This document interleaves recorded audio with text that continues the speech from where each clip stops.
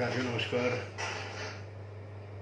मैं कामाख्या नारायण आपका Kamakhya today channel पर स्वागत करता हूं। साथियों, आज का विषय है रुद्राभिषेक। रुद्राभिषेक के बारे में आज हम चर्चा करेंगे। रुद्राभिषेक क्या है? रुद्र अर्थात भूत भावन शिव का अभिषेक। शिव और रुद्र परस्पर एक दूसरे के पर्यायवाची है। शिव को ही रुद्र कहा जाता है, महाकाल भी उन्हीं को कहा जाता है, यमकेश्वर भी उनको कहा जाता है, क्योंकि ऋतम दुखम द्राव यति नास्यति। रुद्र यानी भोले सभी दुखों को नष्ट करते हैं, सभी ग्रहों के स्वामी हैं। हमारे धर्म ग्रंथों के अनुसार हमारे द्वारा किए गए पाप ही हमारे दुखों के कारण है। रुद्रार्चन और रुद्राभिषेक से हमारे कुंडली से पातक कर्म या महापातक भी जलकर भस्म हो जाते हैं और साधक को शिव तत्व का उदय होता है तथा भगवान शिव का शुभाशीर्वाद भक्त को प्राप्त होता है और उनके सभी मनोरथ पूर्ण होते हैं। ऐसा कहा जाता है कि एकमात्र सदाशिव रुद्र के पूजन करने से सभी देवताओं की पूजा स्वतः हो जाती है। रुद्र हृदय रूपी निषेध में शिव के बारे में कहा गया है कि सर्व देवतामको रुद्र सर्वे देवा। शिवात्मका अर्थात सभी देवताओं की आत्मा में रुद्र उपस्थित हैं और सभी देवता रुद्र की आत्मा है। हमारे शास्त्रों में विविध कामनाओं की पूर्ति के लिए रुद्राभिषेक के पूजन के निमित्त अनेक द्रव्य तथा पूजन सामग्री को भी बताया गया है। साधक रुद्राभिषेक पूजन विभिन्न विधि से तथा विविध मनोरथ को लेकर करते हैं। किसी खास मनोरथ की पूर्ति हेतु या किसी खास कामना को पूरा करने के लिए तदनुसार पूजन सामग्री तथा विधि से रुद्राभिषेक किया जाता है। रुद्राभिषेक के विभिन्न पूजन के लाभ इस तरीके से हैं। जल से अभिषेक करने का मतलब है कि सृष्टि में वर्षा का आगमन होना। असाध्य रोगों को शांत करने के लिए कुशोदक से रुद्राभिषेक किया जाता है। भवन वाहन धन के लिए दही से रुद्राभिषेक किया जाता है। लक्ष्मी प्राप्ति के लिए अर्थात धन के लिए गन्ने के रस से रुद्राभिषेक किया जाता है। यह करें। धन वृद्धि के लिए शहद और घी से अभिषेक किया जाता है। जातक को धन की वृद्धि करनी है या धन की अपेक्षा करता है, उसको शहद और घी से अभिषेक करना चाहिए। तीर्थ के जल से, किसी भी तीर्थ के जल से अभिषेक करने से मोक्ष की प्राप्ति होती है। इत्र मिले जल से अभिषेक करने से तमाम तरह के असाध्य रोग भी या बीमारी नष्ट होती है। पुत्र की प्राप्ति के लिए दूध से यदि संतान उत्पन्न होकर मृत्यु होता हो तो गोदूध से अभिषेक करना चाहिए, रुद्राभिषेक करना चाहिए। रुद्राभिषेक से योग्य तथा विद्वान संतान की प्राप्ति होती है। किसी जातक को ज्वर की शांति हेतु शीतल जल या गंगा जल से अभिषेक करें। षष्ठ नाम मंत्रों का उच्चारण करते हुए धृत की धारा से रुद्राभिषेक करने से वंश का विस्तार होता है। प्रमेह रोग जैसे की शांति के लिए दूध से अभिषेक किया जाता है। शक्कर मिले दूध से अभिषेक करने से जड़ बुद्धि वाला भी विद्वान हो जाता है, अर्थात कम दिमाग वाला आदमी भी विद्वान हो जाता है। सरसों के तेल से अगर हम अभिषेक करते हैं, रुद्राभिषेक करते हैं, तो बड़ा से बड़ा शत्रु भी पराजित हो जाता है।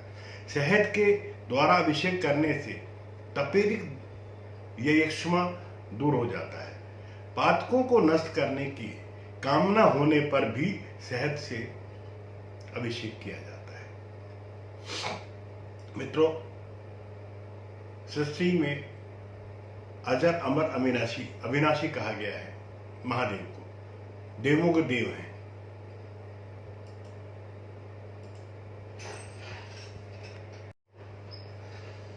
गौ के दूध से तथा शुद्ध घी से अभिषेक करने से आरोग्यता प्राप्त होती है।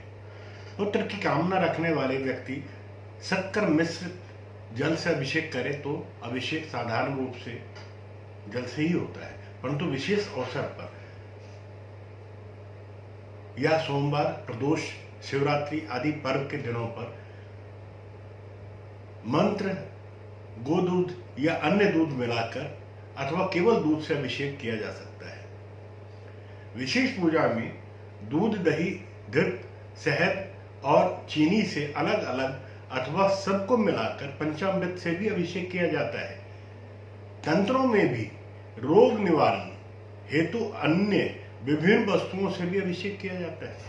यह करने का विधान है। इस प्रकार विविध द्रव्यों से शिवलिंग का विधिवत अभिषेक करने पर अभिष्ट कामना की पूर्ति होती है, इसमें कोई संदेह नहीं। किसी भी पुरानी नियमित रूप से पूजे जाने वाले शिवलिंग का अभिषेक बहुत उत्तम फल देता है, किंतु यदि भारत के शिवलिंग का अभिषेक किया जाए तो यह बहुत ही शीघ्र चमत्कारिक शुभ परिणाम देता है। रुद्राभिषेक का फल बहुत ही शीघ्र प्राप्त होता है। वेदों में विद्वानों ने इसकी भूरी भूरी प्रशंसा भी की है। पुराणों में तो इस संबंधित कई सारे कथाएं और कई विवरण भी है। वेद और पुराणों में रुद्राभिषेक के बारे में तो बताया गया है कि रावण ने अपने 10 सिरों को काटकर उसके रक्त से शिवलिंग का अभिषेक किया था तथा सिरों को हवन की अग्नि में अर्पित कर दिया था, जिससे वह त्रिलोक विजयी हो गया।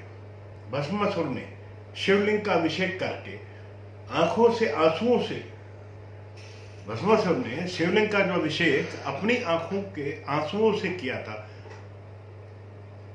तब भगवान ने प्रसन्न होकर अपने वरदान का पात्र बना दिया। रुद्राभिषेक करने की तिथि कृष्ण पक्ष की प्रतिपदा, चतुर्थी, पंचमी, अष्टमी, एकादशी, द्वादशी, अमावस्या, शुक्ल पक्ष की द्वितीया, पंचमी, षष्ठी, नवमी, द्वादशी, त्रयोदशी तिथियों में अभिषेक करने से सुख सुविधा, संतान प्राप्ति एवं ऐश्वर्य की प्राप्ति होती है। कालसर्प, गृह कलेश, व्यापार में नुकसान, शिक्षा में रुकावट, सभी कार्यों की बाधाओं को दूर करने के लिए आप रुद्राभिषेक करके अभिष्ट सिद्धियों को प्राप्त कर सकते हैं।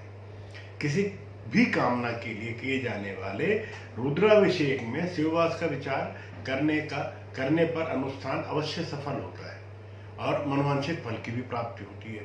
प्रत्येक मास में कृष्ण पक्ष और प्रतिपदा, अष्टमी, अमावस्या तथा शुक्ल पक्ष की द्वितीया व नवमी के दिन भगवान शिव माता गौरी के साथ होते हैं। इन तिथियों में रुद्राभिषेक करने से सुख सुविधाओं, समृद्धि उपलब्ध होता है। कृष्ण पक्ष की चतुर्थी, एकादशी तथा शुक्ल पक्ष की पंचमी व द्वादशी तिथियों में भगवान शंकर कैलाश पर्वत पर होते हैं। उनकी अनुकंपा से परिवार में आनंद मंगल होता है। कृष्ण की पंचमी, द्वादशी, शुक्ल पक्ष, षष्ठी, त्रयोदशी तिथियों पर महादेव नंदी पर सवार होकर संपूर्ण विश्व भ्रमण कर रहे होते हैं। अतः इन तिथियों पर अभिषेक करने से अभिष्ट फलों की अभिष्ट सिद्धियां प्राप्त होती है। कृष्ण पक्ष की सप्तमी, चतुर्थी तथा शुक्ल पक्ष की प्रतिपदा, अष्टमी, पूर्णिमा में भगवान महाकाल शमशान में समाधिस्थ होते हैं।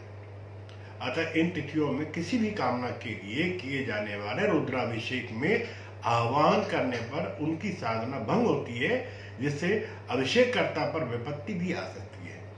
कृष्ण पक्ष की द्वितीया, नवमी तथा शुक्ल पक्ष की तृतीया व दशमी में महादेव देवताओं की सभा में उनकी समस्याएं सुनते हैं। इन तिथियों में सकाम अनुष्ठान करने पर संताप या दुख ही मिलता है।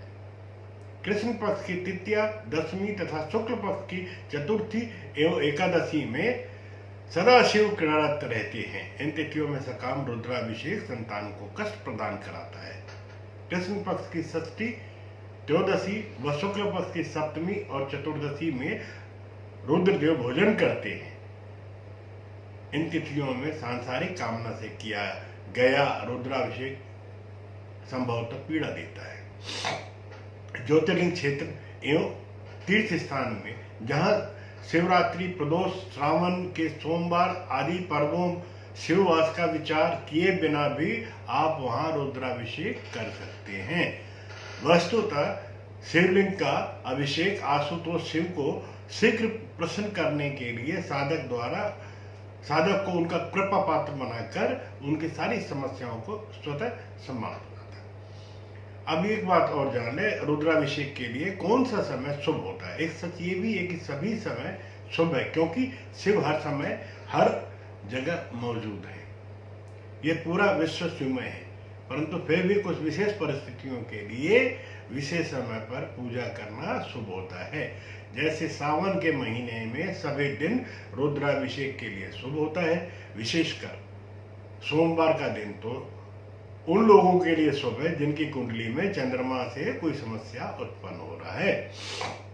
अगर किसी की कुंडली में पितृदोष है तो उसे 14 या अमावस को ये पूजा करनी चाहिए। अगर किसी को मंगल दोष है तो मंगलवार के दिन रुद्राभिषेक करना चाहिए।